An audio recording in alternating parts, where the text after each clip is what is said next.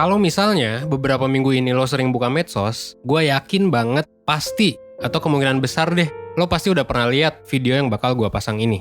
Nah, sinetron ini judulnya Layangan Putus. Dan sinetron ini, sebenarnya nggak bisa dibilang sinetron, serial mungkin ya. Itu ngomongin soal keluarga yang berhadapan sama situasi perselingkuhan. Gua yang awalnya nggak nonton, akhirnya gua bahkan sampai langganan untuk nonton. Dan setelah gua nonton, menurut gua banyak banget hal yang bisa kita pelajari bareng-bareng dari serial ini. Dan kalau misalnya lo mau tahu lebih banyak, lo simak satu video sebelum tidurnya sampai habis biar lo bisa dapat keseluruhan insight-nya.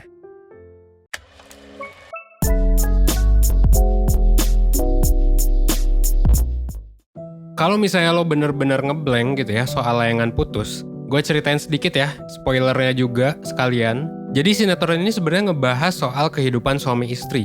Namanya Aris dan Kinan, yang kebetulan ya mereka berdua lo pasti udah pada tahu lah. Yang satu Putri Marino, yang satu Reza Rahadian.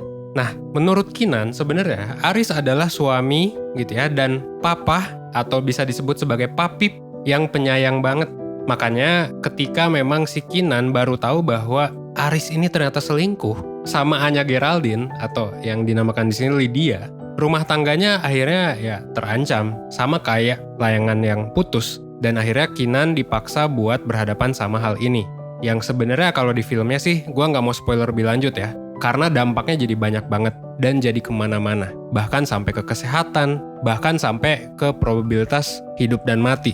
Nah, dapat ya gambarannya, dan fokus cerita dari serial ini adalah tentang perselingkuhan. Dan memang dampaknya ke orang-orang, terutama ke Kinan sendiri.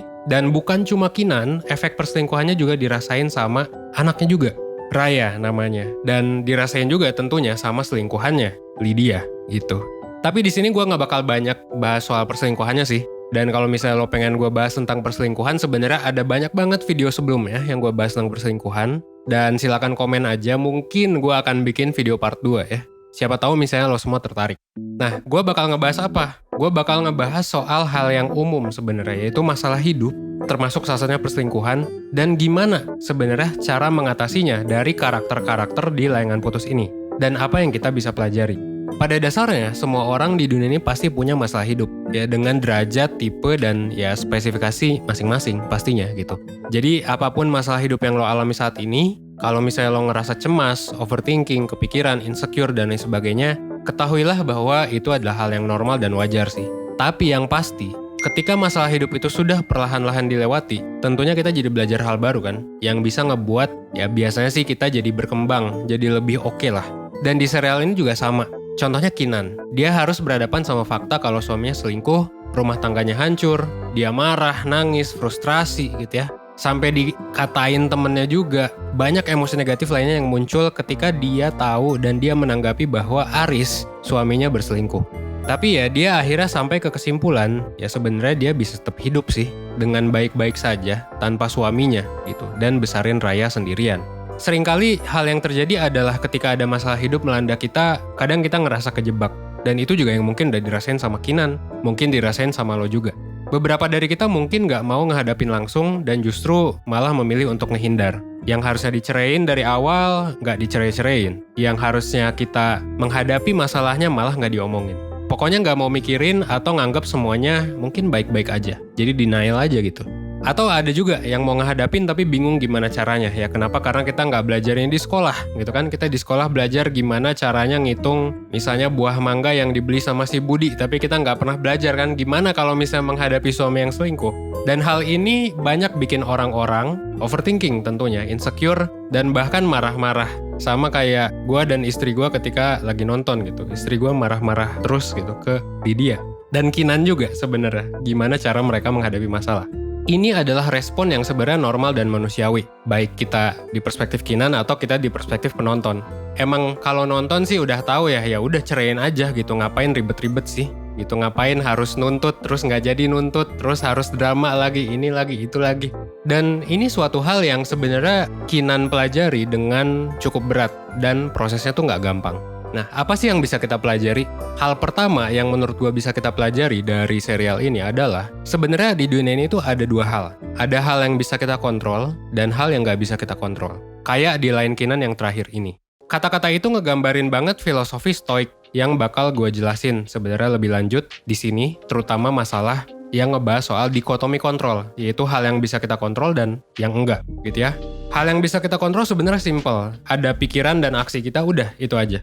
Dan hal yang nggak bisa kita kontrol adalah ya semua hal lain selain pikiran dan aksi kita. Kita coba pakai masalah yang muncul di layangan putus. Pada dasarnya, Kinan sebenarnya nggak punya kontrol apakah Aris bakal selingkuh atau enggak, atau bakal tobat atau enggak. Kinan juga nggak punya kontrol kenapa Aris lebih milih selingkuh sama Lydia dan ngebawa Lydia ke Kapadokia, bukan dia. Ada juga scene sahabat Kinan, Dita, yang tadi gue bilang dia marah-marah pas tahu Kinan sempat mikir untuk mempertimbangkan mau poligami. Tapi dia tahu dia nggak bisa ngapa-ngapain buat ngontrol keputusan akhir Kinan. Raya juga nggak bisa ngontrol gimana Mamim sama Papip bakal berantem. Dia cuma bisa nyampein apa yang dia rasain. Makanya nggak heran ketika kita ngerasa kalau suatu hal itu ada di luar kontrol kita, ya emosi kita bereaksi. Kita jadi marah-marah, frustrasi, overthinking, sedih. Bahkan kita sendiri yang nonton, ya nggak berdaya sama masalahnya, akhirnya ya marah-marah pas nontonnya gitu ya. Yang lagi sebenarnya wajar, emosi kan salah satu respon kita ketika suatu hal terjadi. Tapi kalau misalnya kita berusaha buat ngontrol hal yang kita nggak bisa kontrol, nah ini dia yang bisa kita pelajari ya. Kita bakal rentan banget makin tenggelam di emosi itu, dan itu bisa jadi sebuah masalah baru, dan jadi ekspektasi yang baru, dan akhirnya tindakan-tindakan yang kita lakukan mungkin irasional, yang sebenarnya bisa aja langsung kan diberesin masalahnya. Hal yang bisa kita kontrol pada akhirnya cuma diri kita sendiri. Gimana kita ngerespon terhadap masalah yang kita alami, gimana keputusan kita, atau juga gimana kita ngelola diri buat ngadapin masalahnya. Menurut gue ini kelihatan banget dan kita bisa banget belajar di scene ketika Raya nulis surat ke Aris. Sebenarnya Raya bisa aja diem doang. Raya bisa aja milih untuk kabur. Raya bisa aja milih buat marah-marah. Tapi dia milih buat nulis, ngejelasin sebenarnya dia tuh masih sayang sama Papipnya. Tapi dia juga marah dan sedih ketika Papipnya udah nyakitin ya Mamimnya gitu. Yang pada akhirnya nyakitin dia juga. Makanya kalau kita lagi berhadapan sama suatu masalah, sebenarnya kita bisa ngikutin yang dilakuin sama Raya. Ini bisa kita kontrol atau enggak? Kalau misalnya enggak, ya udah sebenarnya. Berarti bisa dikomunikasiin, bisa move on, dan kayak kalau misalnya kita ya memang masih sayang sama, misal orang tua kita ada masalah, ya kita bilang bahwa kita masih sayang, tapi kita nggak suka misal sama tindakan itu. Nah itu kan ada dua hal berarti. Pertama, lu belajar filosofi stoicism, yang kedua, lu belajar yang namanya komunikasi asertif. Dimana lu sadar lu nggak bisa ngontrol lawan bicara, tapi kayak lu menyampaikan perasaan lu dengan sopan, dengan nyaman, yang ya susah gitu buat orang tuh marah ke kita. Atau si Raya ketika dia nulis ke Aris kan, Aris susah buat marah ke Raya karena emang sopan banget, emang asertif banget sebenarnya. Kinan sendiri kan sebenarnya butuh 10 episode buat bener-bener ngelepas layangan itu. Yang sebenarnya memang ya ilustrasi ya banyak rumah tangga lah di Indonesia harusnya ya menurut gua gitu. Dan ya pada akhirnya memang Kinan sadar sih sebenarnya bahwa hal yang bisa dia genggam, hal yang bisa dia kontrol adalah diri dia sendiri, termasuk juga dengan Raya. Nah jadi kalau misalnya lo emang butuh waktu buat ngeproses atau ngelepasin hal yang nggak bisa lo kontrol, yang nggak apa-apa sih sebenarnya. Karena pada akhirnya ya filosofi stoik ini butuh latihan. Kinan aja yang ya udah baik banget dan lain sebagainya ya butuh pembiasaan. Butuh untuk yang ngalamin berbagai macam hal sampai akhirnya dia fokus ke hal yang bisa dia kontrol gitu ya, dan akhirnya bisa menerima apa yang terjadi, gak denial, gak gimana-gimana lagi gitu ya, sampai akhirnya masuk ke keputusan yang menurut gue paling baik sih, yaitu ya cerai aja gitu. Dan ini bisa kita tiru gitu, dan sebenarnya kan banyak masalah yang kita alami gitu ya, bukan hanya perselingkuhan tapi juga banyak lagi. Gue yakin pasti lu mengalami banyak masalah. Makanya saran gue adalah ya kita harus melatih ini semua. Gue juga, Kinan juga, semua orang juga. Kita sebenarnya bisa ngelatih dikotomi kontrol ini dengan ingat bahwa ya kita sebenarnya punya opsi untuk memilih pilihan, punya opsi untuk istirahat, punya opsi untuk melakukan sesuatu yang buruk juga.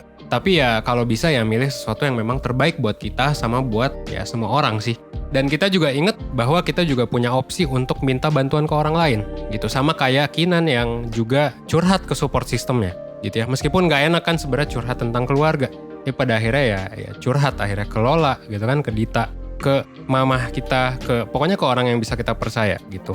Dan akhirnya ya sahabat-sahabat Kinan kan dan mamanya juga ngedukung Kinan ketika melewati proses ini gitu. Mungkin memang teman-teman kita nggak punya kekuatan buat nyelesain masalah, tapi mereka bisa ngebuat ya jadi support system sebenarnya biar kita nggak bener-bener ngerasa sendirian. Jadi gitu ya. Ada 3 hal sebenarnya yang bisa kita pelajari. Pertama adalah sadari hal yang bisa kita kontrol atau enggak. Dan yang kedua, kita bisa komunikasikan perasaan kita secara asertif. sebenarnya gue suka banget sama komunikasinya Raya. Bahkan dibandingkan Kinan, gue lebih suka sama komunikasi anaknya yang oke banget menurut gue. Dan yang ketiga yang bisa kita pelajari adalah, ini yang gue suka dari Kinan juga adalah terkait ketika dia ya minta bantuan ke teman-temannya dan ke mamanya juga.